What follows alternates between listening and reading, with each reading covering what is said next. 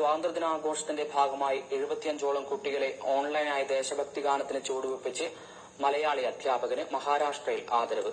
മഹാരാഷ്ട്രയിലെ ദുലൈ ജില്ലയിലെ PPS CBSE English medium സ്കൂളിലെ അധ്യാപകനും പേരാവൂർ സ്വദേശിയുമായ വിനോദ് ചമ്പാടനാണ് ആദരവ് ലഭിച്ചത്.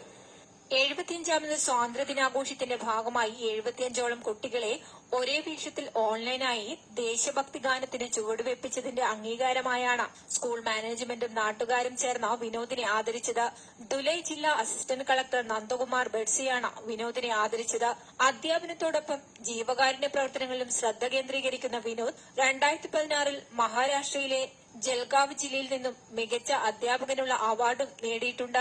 2019-ൽ 24 മണിക്കൂർ കൊണ്ട് 50 സ്വാതന്ത്ര്യ സമര സേനാനികളുടെ ചിത്രം വരച്ച് ശ്രദ്ധ നേടിയിരുന്നു. പ്രശസ്ത സിനിമാ താരം മമ്മൂട്ടിയുടെ പേരിലുള്ള ഫാൻസ് ഗ്രൂപ്പിന്റെ സഹായത്തോടെ വിനോദ് ഓട്ടിസം ബാധിച്ച കുട്ടിയുടെ ചികിത്സാ സഹായത്തിനുള്ള തുക കണ്ടെത്തി നൽകിയിരുന്നു.